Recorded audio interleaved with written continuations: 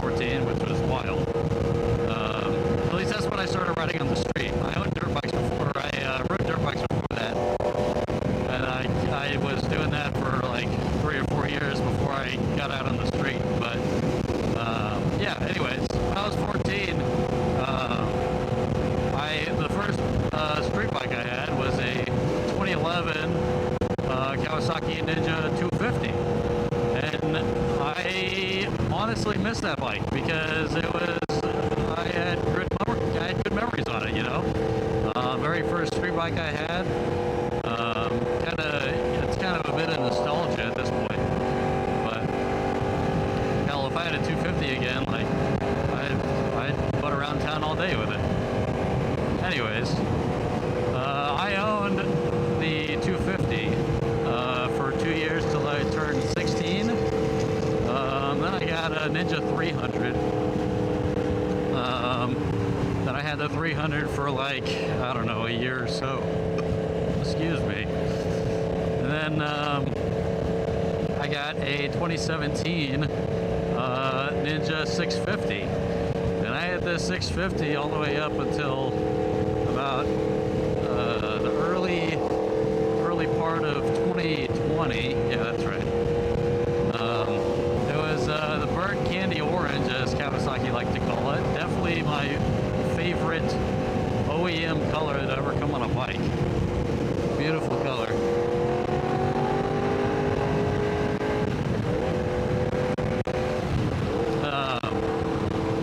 And then that's when I joined the military, and I got into military stuff. I didn't own a bike until for a while, at least.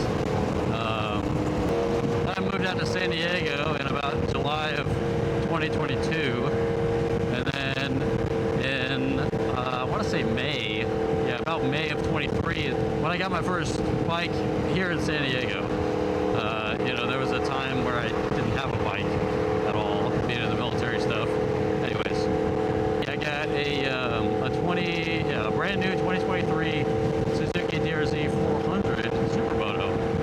First Supermoto I've had, and it definitely got me into the Supermoto world, and I absolutely love Supermotos now.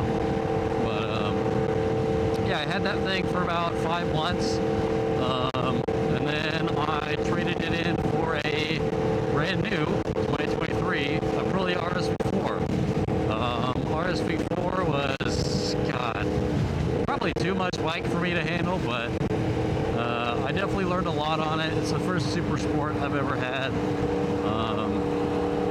You know, it's an insane amount of power that it has. And it did get me in trouble just a little bit one time, going off the road just a little bit. But I did learn a lot on it. I eventually then acquired a 2011 Husqvarna SMS 630 Supermoto. I currently own the Husqvarna now. I've had it for, I don't know, almost a year and a half now. Yeah, I've done oodles of maintenance on that thing. I've also learned a lot on that thing.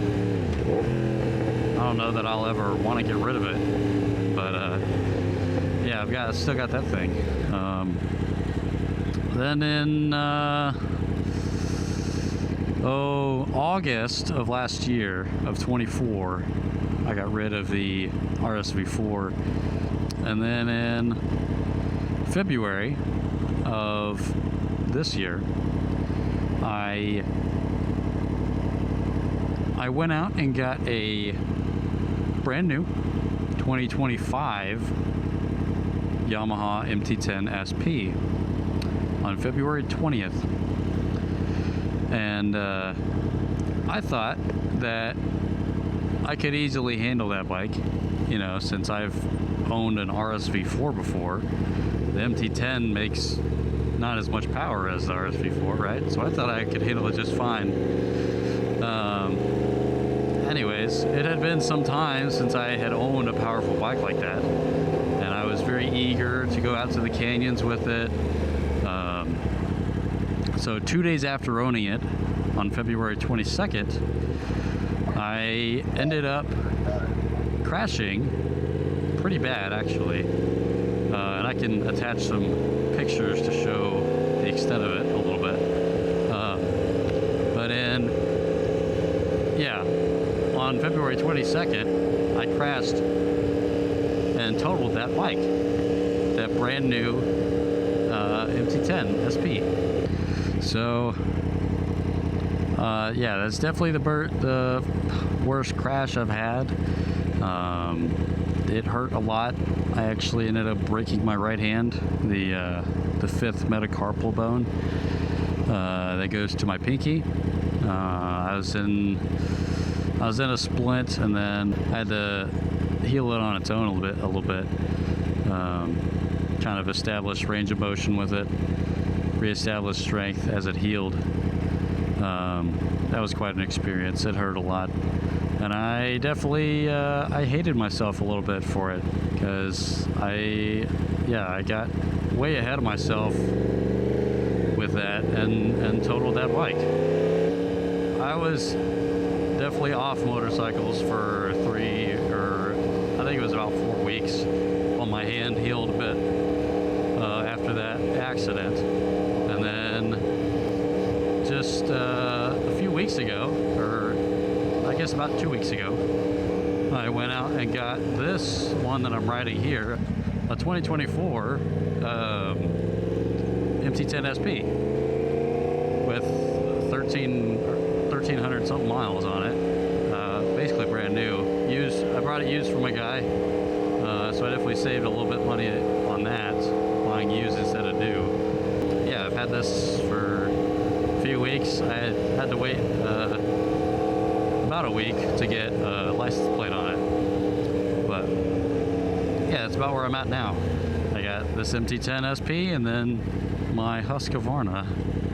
I got the MT10 as kind of more of a longer term bike, something to have for a long time, to really learn and grow into, and something very reliable, something that'll last 30, 40 plus thousand miles, and so that's definitely what drew me to the MT10. I'll definitely be riding this thing for a very long time.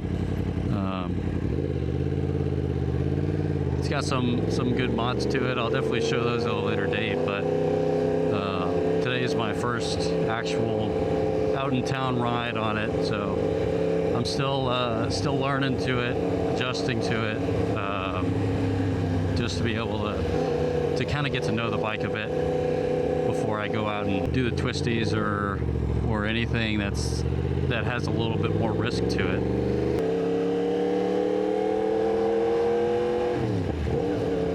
Sounds so good.